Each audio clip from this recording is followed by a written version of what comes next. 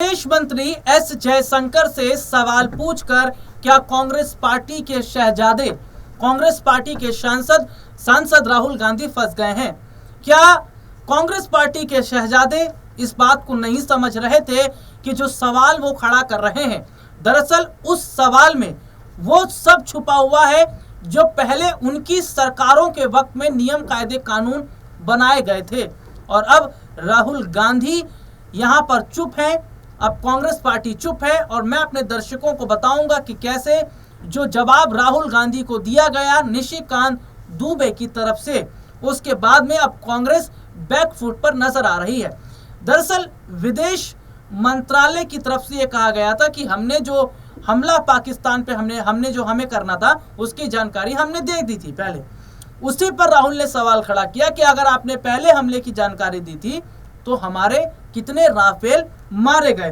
तो मैं जरा अपने दर्शकों को बताऊं कि राहुल ने सवाल क्या किया था, विदेश मंत्रालय ने क्या कहा और निशिकांत दुबे ने फिर क्या कहा है।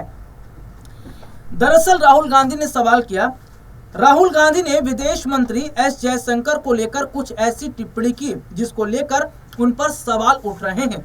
उन्होंने आरोप लगाया कि जयशंकर यह बताने में चुप हैं कि ऑपरेशन के दौरान भारतीय वायुसेना के कितने विमान गिरे। राहुल गांधी ने एक्स पर लिखा, ईएएम जयशंकर की चुप्पी सिर्फ बताने वाली नहीं है बल्कि निंदनीय है। इसलिए मैं फिर पूछूंगा, पाकिस्तान को पता होने के कारण हमने कितने भारतीय विमान खोए? ये चूक नहीं थी, यह अपराध था और राष्ट्र को सच्चाई जानने का हक है। पहले उन्होंने कहा था हमारे हमले की शुरुआत में पाकिस्तान को सूचित करना एक अपराध था। ईएएम ने सार्वजनिक रूप से स्वीकार किया कि जीओआई ने ऐसा किया। किसने अधिकृत किया? परिणाम स्वरूप हमारी वायुसेना के कितने विमान खोए? ये राहुल गांधी ने पूछा। और उसके बाद देखिए क्या होता है। उसके बाद विदेश मंत्रालय का जवाब आता है। हालांकि विदेश मंत्रालय ने राहुल गांधी के इस बयान को तथ्यों का सरासर गलत निरूपण बताया। मंत्रालय ने कहा कि ईएएम ने कहा था कि सरकार ने ऑपरेशन सिंदूर की शुरुआत के बाद शुरुआती चरण में पाकिस्तान को चेतावनी दी थी, न कि उससे पहले, यानी कि जब हमला कर रहे थे 1-2 घंटे पहले चेतावनी दी। यह भी बताना जरूरी है कि भारतीय सशस्त्र सेना ने ऑपरेशन सिंदूर में भारतीय वायुसेना के किसी भी विमान को गंवाने की बात नहीं कही है। यह विदेश मंत्रालय की तरफ से कहा गया। और देखिए इसके बाद में बीजेपी ने फिर राहुल गांधी को घेरा। बीजेपी ने राहुल गांधी पर पलटवार करते हुए कहा, राहुल गांधी पाकिस्तान और उसके आकाओं की भाषा बोल रहे हैं। बीजेपी आईटी सेल के चीफ अमित मालवीय ने कहा, राहुल भारत से ये पूछ रहे हैं कि हमने कितने कितने जेट खो दिए, लेकिन अभी तक उन्होंने एक बार भी नहीं पूछा कि इस ऑपरेशन के दौरान भारतीय वायुसेना ने पाकिस्तान के कितने लड़ाकू विमान मार गिराए थे या पाकिस्तान के कितने लड़ाकू विमान हैंगर में ही खड़े खड़े तबाह कर दिए। इसमें आगे लिखा, राहुल गांधी के लिए आगे क्या है? निशान है पाकिस्तान। और जरा आप याद भी कीजिए कि हम क्या देखते हैं कि राहुल गांधी की एक तस्वीर जो है वो पोस्ट भी की जाती है बीजेपी की तरफ से। उस तस्वीर में क्या होता है, एक तरफ जो चेहरा होता है वो जनरल मुनीर का होता है जो पाकिस्तान के आर्मी चीफ हैं, और एक तरफ चेहरा राहुल गांधी का होता है, बिल्कुल ऐसे, एक तरफ राहुल गांधी, इस तरफ Asim Munir.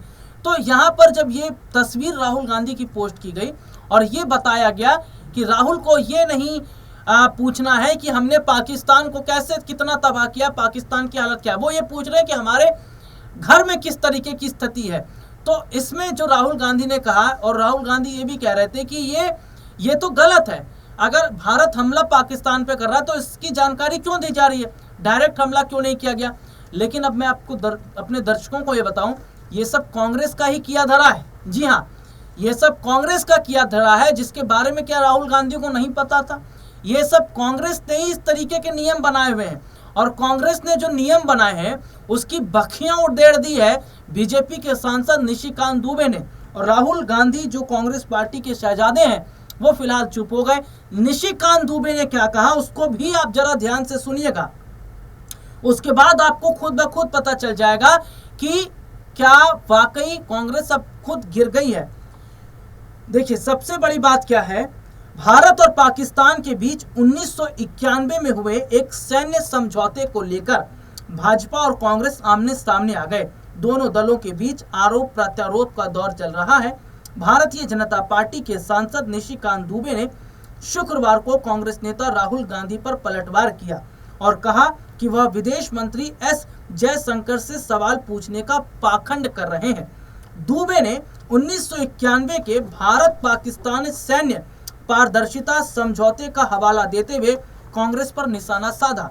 Social media platform x पर एक पोस्ट में निशिकांत दुबे ने दावा किया कि 1991 के समझौते में भारत और पाकिस्तान ने सैन्य गतिविधि के बारे में जानकारी साझा करने पर सहमति व्यक्त की थी। समझ रहे हैं आप, 1991 के समझौते में भारत और पाकिस्तान ने सैन्य गतिविधि के बारे में जानकारी साझा करने की व्यक्त की थी सहमति, जिससे यह संकेत मिलता है कि कांग्रेस पार्टी ने एक समय पाकिस्तान के साथ सुरक्षा पारदर्शिता का समर्थन किया था। उन्होंने 1991 के समझौते से जुड़े दस्तावेज शेयर करते हुए अपने पोस्ट में लिखा, राहुल गांधी, यह आपकी बनाई हुई सरकार के समय का समझौता है। 1991 में आपकी पार्टी समर्थित सरकार ने यह समझौता किया कि किसी भी आक्रमण या सेना के मूवमेंट की जानकारी का आदान प्रदान भारत व पाकिस्तान एक दूसरे से करेंगे। क्या यह समझौता देशद्रोह है? कांग्रेस का हाथ पाकिस्तानी वोट बैंक के साथ। विदेश मंत्री एस जयशंकर पर आपत्तिजनक टिप्पणी आपको शोभा नहीं देती है। और अपने दर्शकों को बताऊं, निशिकांत दुबे ने कहा, हम 1947 से ही पाकिस्तान को आतंकवादी राष्ट्र मानते हैं। हम 78 सालों में कश्मीर के मुद्दे पर उनसे लड़ रहे हैं और हमारे हिस्से के कश्मीर पर पाकिस्तान ने कब्जा कर रखा है। उसके बावजूद भी कांग्रेस पाकिस्तान को रियायतें देते रहे, चाहे वो 1950 में नेहरू लियाकत समझौता हो, संधि हो 1975 का शिमला समझौता हो। हम संसद में भी इस बारे में बात नहीं करते कि किसी देश की रक्षा प्रणाली कैसे काम करती है, लेकिन 1991 में जब आप चंद्रशेखर की सरकार को समर्थन दे रहे थे और 1994 में जब पीवी नरसिम्हा राव की सरकार थी, तब इस समझौते को लागू किया गया और आपने लिखा कि सेना नौसेना कहां तैनात होगी और वायुसेना कैसे काम करेगी। क्या ये सब बातें देशद्रोह नहीं है?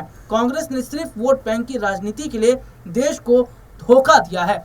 तो यहाँ पर यह देखा जा रहा है कि अब कांग्रेस जो है वो अपने सवालों में फंस गई है और कांग्रेस का अपने सवालों में फंसना ये बताता है कि क्या राहुल गांधी अब माफी मांगेंगे, या फिर ये भी कहा जा रहा है कि राहुल गांधी ने देश के खिलाफ बोलकर, सेना के जवानों पर सवाल खड़ा करके, उन्होंने विदेश मंत्रालय पर सवाल खड़ा करके क्या अपने लिए मुश्किलें बढ़ा ली हैं। हालांकि ये भी कहा जा रहा है कि राहुल गांधी ने देश के खिलाफ बोला है, हमारे जवानों का अपमान किया है, इनके खिलाफ देशद्रोह का मुकदमा होना चाहिए। तो क्या राहुल गांधी की अब गिरफ्तारी भी होगी? आज के लिए इस प्रोग्राम में इतना ही। आपसे फिर दोबारा मुलाकात होगी, तब तक के लिए इजाजत दीजिए। नमस्कार।